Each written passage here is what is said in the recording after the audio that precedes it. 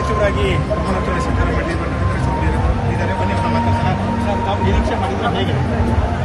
ನಮಗೆ ಗೊತ್ತು, ನಾನು NSOಯಿಂದ ಬೆಳೆದು ತುಂಬ ತಡವಾಗಿ ಆದ್ರೂ ಪಕ್ಷ ನಮಗೆ ಗುರುತಿಸಿ ಅಖಿಲ ಭಾರತ ಕಾಂಗ್ರೆಸ್ ಪಕ್ಷದ ಅಧ್ಯಕ್ಷರಾದಂಥ ಮಲ್ಲಿಕಾರ್ಜುನ ಖರ್ಗೆ ಸಾಹೇಬರು, ನಮ್ಮ ಭವಿಷ್ಯತ್ತಿನ ಪ್ರಧಾನಿ, ಇಂದಿನ ಲೋಕಸಭೆ ವಿರೋಧ ಪಕ್ಷದ ನಾಯಕ ರಾಹುಲ್ ಗಾಂಧಿ ಅವರು, ಮಾಜಿ ಮುಖ್ಯಮಂತ್ರಿಗಳಾದ ಸಿದ್ದರಾಮಯ್ಯ,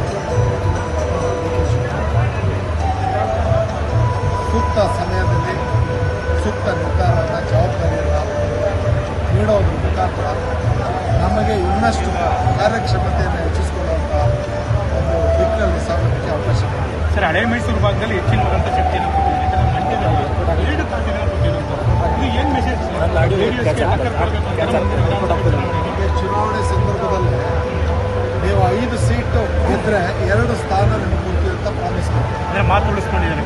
ಅದನ್ನು ಇವತ್ತು ನಮ್ಮ ಉಳಿಸ್ಕೊಂಡು ನಾವು ಅವರ ಒಂದು ನಂಬಿಕೆಗೆ ಅರ್ಹರಾಗೋ ರೀತಿಯಲ್ಲಿ ಹೆಜ್ಜೆ ಇಡಬೇಕು. JDSಗೆ ಯಾವ ರೀತಿ ಒಂದು ಉತ್ತರ ಸರ್?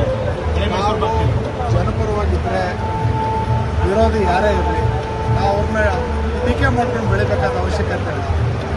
ನಮ್ಮ ಸೇವೆ ಮುಖಾಂತರ ಜನ ಮನಸ್ಸನ್ನು ಗೆದ್ದು ನಮ್ಮ ನಾಯಕರಿಗೆ ಶಕ್ತಿ ತುಂಬೋ ಕೆಲಸ, ನಮ್ಮ ಪಕ್ಷಕ್ಕೆ ಶಕ್ತಿ ತುಂಬೋ ಕೆಲಸ ಮಾಡ್ತೀವಿ. ಈ ಖಾತೆ ಕೊಟ್ಟರೆ ನಾನು ಅದ್ಭುತವಾಗಿ ಕೆಲಸ ಮಾಡ್ತೀನಿ ಅನ್ನೋದು ಯಾವುದಾದ್ರು ಕಾಂಗ್ರೆಸ್ಸಿಗನಾಗಿ ಪಕ್ಷ ಯಾವುದೇ ಜವಾಬ್ದಾರಿ ನಿರ್ವಹಿಸಕ್ಕೆ ಸಾಧ್ಯ. Thank you sir. ಇದಿಷ್ಟು